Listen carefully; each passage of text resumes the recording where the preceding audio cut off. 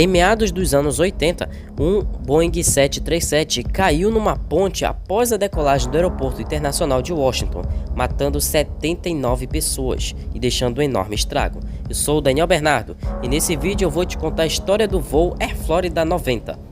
Antes de começar, se você gosta de desastres aéreos, deixe seu like embaixo do vídeo, se inscreva no canal, ative as notificações e compartilhe o canal com seus amigos e os conteúdos. Este é o canal Sabendo das Curiosidades 28.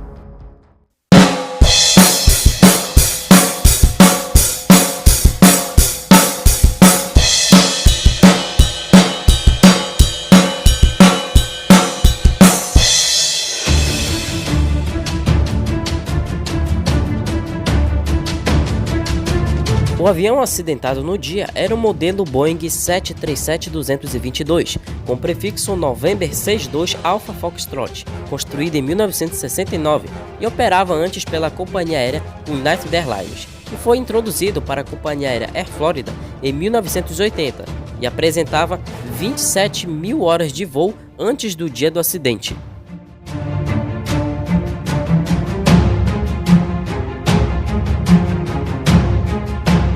A tripulação era composta pelo capitão experiente Larry Wilton, de 34 anos de idade, que apresentava em seu currículo 8.300 horas de voo de experiências, sendo que em modelos Boeing 737 que estava voando no dia, apresentava 752 horas de voo de experiência.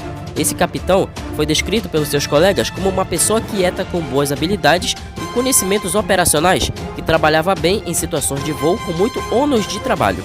A liderança do capitão foi descrito como semelhante ao de outros pilotos, porém, em 8 de maio de 1980, foi suspenso após suspender um controle em linha da companhia no Boeing 737, achando-se que não aprovava nas seguintes áreas: aderência a regulamentos, uso de lista de verificação, procedimentos de voo como partidas e controle de cruzeiro, aproximações e pousos. Porém, reiniciou as suas tarefas após aprovar um novo exame em 27 de agosto daquele ano. Em 24 de abril de 1981, o capitão recebeu uma pontuação insatisfatória numa prova recorrente de seus conhecimentos da companhia quando mostrou deficiências em temas de cor, conhecimentos dos sistemas do avião e limitações do aparelho. 3 dias depois, foi aprovado numa prova de recuperação de conhecimentos. E ao seu lado, o primeiro oficial, Roger Pitt, de 31 anos de idade, que apresentava em seu currículo 3.353 horas de voo, sendo que no modelo Boeing 737 que voava no dia, apresentava 992 horas. Desde outubro de 1977 até outubro de 1980, fora piloto de caça na Força Aérea dos Estados Unidos, acumulou 669 horas de voo como examinador de voo e piloto instrutor, e como instrutor de solo numa unidade operacional de F-15, que é o modelo de um caça. O primeiro oficial foi descrito pelos seus amigos e outros pilotos como um indivíduo engenhoso, brilhante e aberto com um excelente domínio das habilidades físico e mentais no avião. Os que voaram com ele durante operações de voo estressantes disseram que durante esses momentos mostrava as mesmas habilidades e permanecia engenhoso e agudo, quem conhecia suas limitações entre aspas. E havia mais 3 tripulantes a bordo e mais 74 passageiros, totalizando 79 pessoas.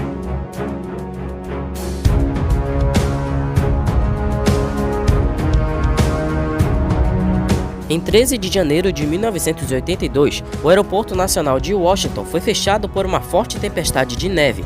Ele reabriu ao meio-dia em condições marginais quando a neve começou a diminuir. Naquela tarde, o avião deveria realizar o trajeto do Aeroporto Internacional de Washington até o Aeroporto Internacional de Fort Lauderdale, Hollywood, em Dania, no estado da Flórida, com uma escala no Aeroporto Internacional de Tampa para reabastecimento. O horário de partida programado sofreu um atraso de 1 hora e 45 minutos devido ao acúmulo de chegadas e partidas devido ao fechamento temporário do aeroporto nacional. Enquanto o avião estava pronto para decolar, uma nevasca moderada continuou e a temperatura do ar estava em 24 graus F, sendo menos 4 graus Celsius negativos, abaixo de zero, como se estivesse mais frio. Os procedimentos de degelo foram impróprios. O Boeing 737 foi descongelado com uma mistura de água aquecida e monopropilenglicol pela American Airlines, uma outra companhia aérea, sob um acordo de serviço em terra com a Air Florida. Esse acordo especificava que cobre para os tubos de pitot, portas estáticas e entradas de motor tiveram que ser usadas, mas os funcionários da American Airlines não cumpriram essas regras. Um veículo de degelo foi usado por 2 operadores diferentes, que escolheram porcentagens de mistura amplamente diferentes para descongelar os lados esquerdo e direito do avião. O teste subsequente do caminhão de degelo mostrou que, abre aspas, a mistura dispensada diferia substancialmente da mistura selecionada, fecha aspas, que seria 18% reais versus 30% selecionados. A mistura imprecisa foi o resultado da substituição do bico padrão, que é especificamente modificado e calibrado por um bico não modificado disponível comercialmente. O operador não tinha como determinar se as válvulas dosadoras estavam operando corretamente, porque nenhum monitor de mistura foi instalado no bico.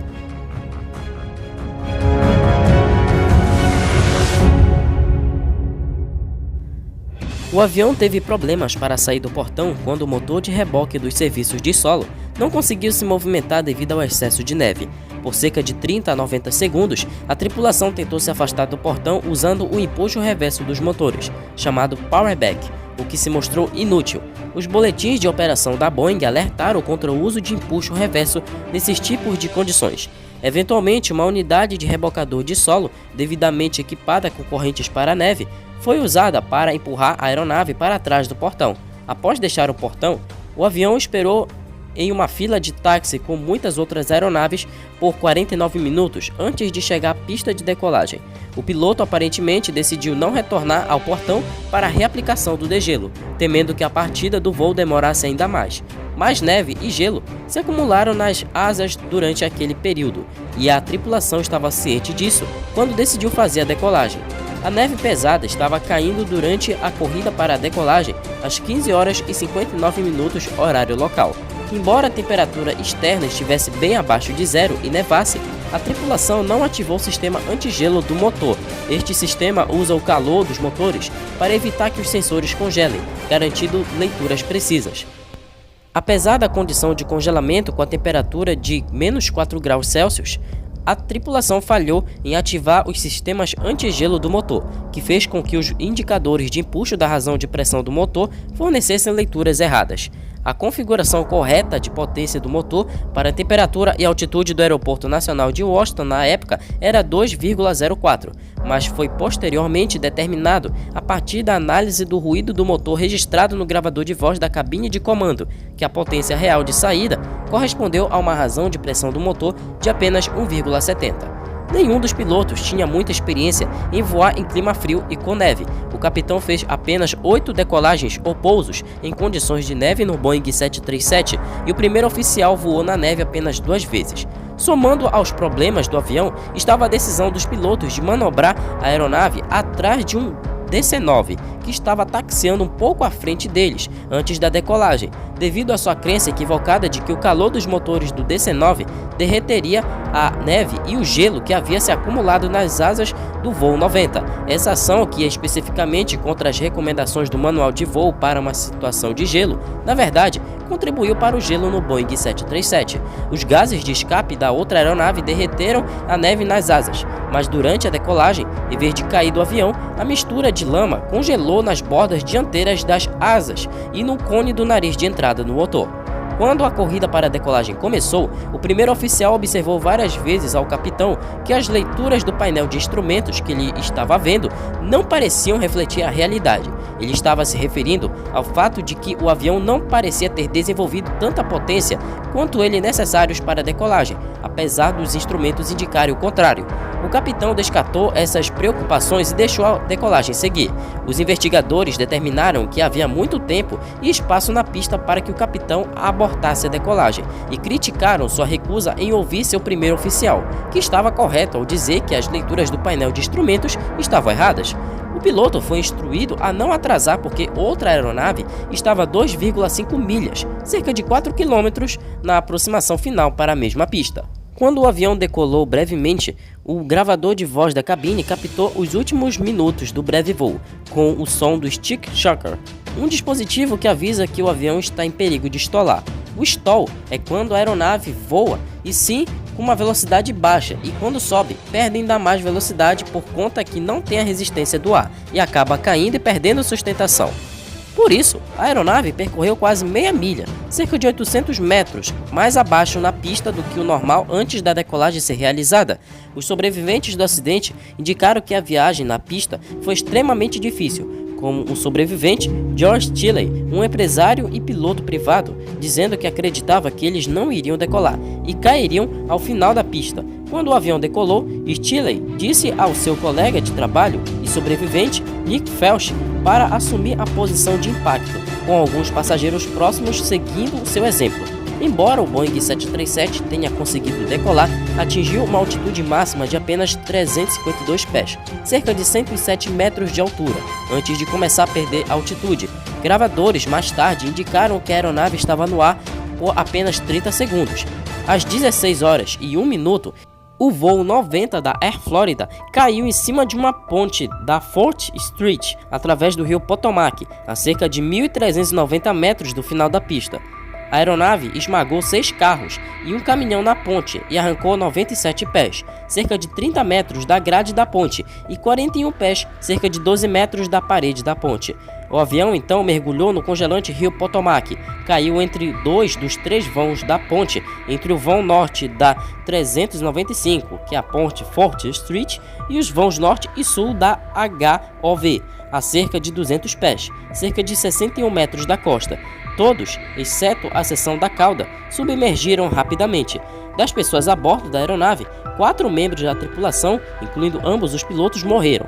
Um membro da tripulação ficou gravemente ferido. 70 dos 74 passageiros morreram. Acredita-se que 19 ocupantes tenham sobrevivido ao impacto, mas seus ferimentos o impediram de escapar. Dos motoristas que estavam na ponte, 4 ferimentos fatais sofridos, 1 sofreu ferimentos graves, 3 ferimentos leves sofridos, sendo que totalizou a morte de 78 pessoas, sendo 4 em solo, e feridos ficaram 9, sendo 4 em solo e mais 5 do avião, e 5 pessoas sobreviveram.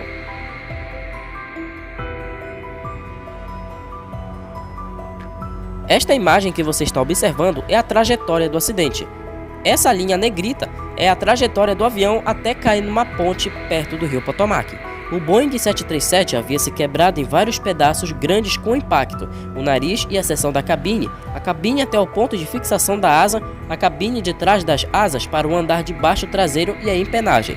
Embora as velocidades reais de impacto fossem baixas e bem dentro dos limites de sobrevivência, o rompimento estrutural da fuselagem e a exposição à água gelada se mostraram fatais para todas as pessoas a bordo do voo 90, exceto aquelas sentadas na cauda. O NTSB, o Conselho Nacional de Segurança nos Transportes no português, concluiu que o acidente não tinha sobrevivência. A determinação da posição do leme, flaps, profundor e ailerons não foi possível devido a danos por impacto e a maior parte do sistema de controle de voo tem sido destruído. O Conselho Nacional de Segurança nos Transportes determinou que a causa provável do acidente incluía a falha da tripulação de voo e impor uma cabine esterilizada durante o procedimento final da lista de verificação pré-voo.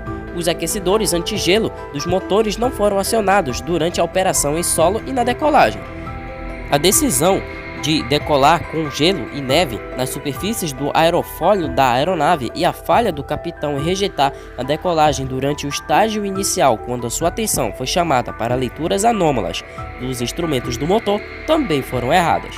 O NTSB ainda afirmou mais argumentos. Contribuíram para o acidente o prolongado atraso no solo entre o degelo e o recebimento da autorização de decolagem do ATC, durante o qual a aeronave foi exposta à precipitação contínua. As características de pitch-up inerentes conhecidas da aeronave Boeing 737, quando a borda de ataque está contaminada com até mesmo pequenas quantidades de gelo ou neve, e a experiência limitada da tripulação de voo em operações de inverno de transporte a jato.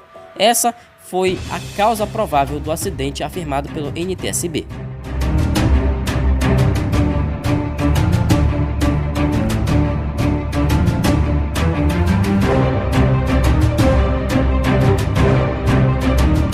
E o vídeo de hoje acaba por aqui. O que achou dessa história do voo Air Florida 90? Deixe aí nos comentários. Deixe seu gostei embaixo, se inscreva no canal e ative as notificações. Eu vou ficando por aqui e até o próximo vídeo.